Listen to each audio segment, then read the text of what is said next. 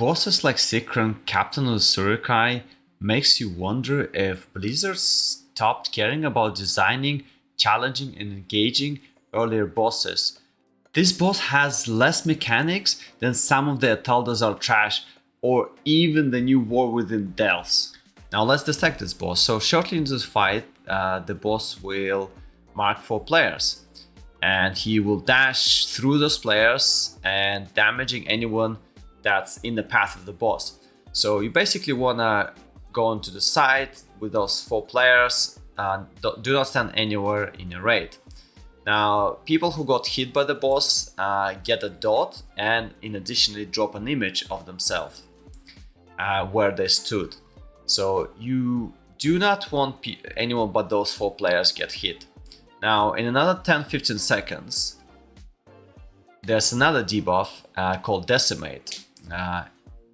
People who got a debuff, the boss will shoot the projectile daggers at those people, piercing those players, and also destroying any images hit by the daggers. So you can actually choose to stand behind or in front of the image and destroy them. Now what happens if you destroy an image?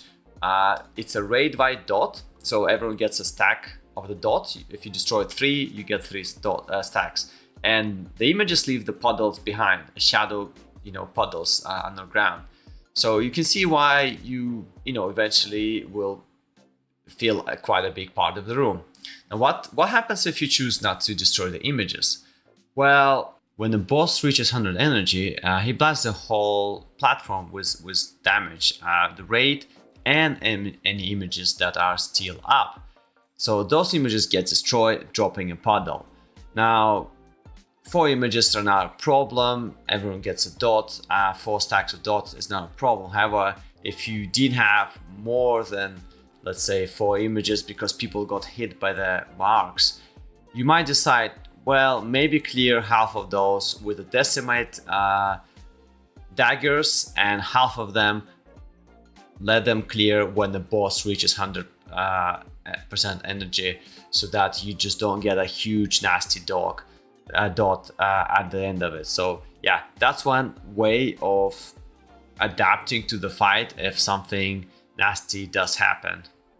And there's really not much else going on in this fight. Now there are some swirlies on the ground you see here that boss casts from time to time. The problem with those swirlies is that there's nothing else going on at that moment in time. It's between other mechanics, and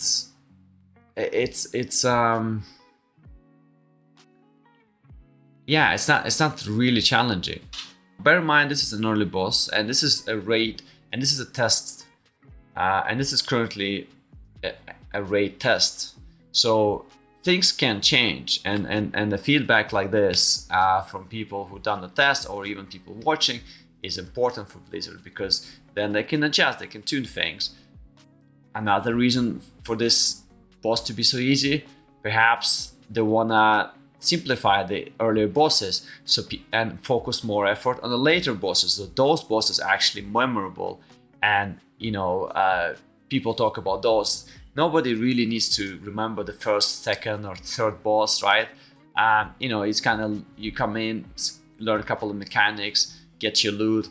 If it looks cool, that's a plus, and I think this boss doesn't look terrible, there's no gimmicks. So I think that's a plus of this boss. However, I would like to see one extra mechanic, something that maybe also visual and makes at least this part of the fight where you have to dodge swirlies a little bit more challenging.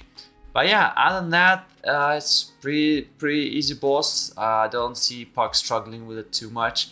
Maybe even Mythic, if you never had a good experience with early bosses in Mythic and Pucks, this one probably wouldn't be too complicated. And yeah, that's it, folks, for this boss. Yeah, thank you for watching, and I'll see you in the next one.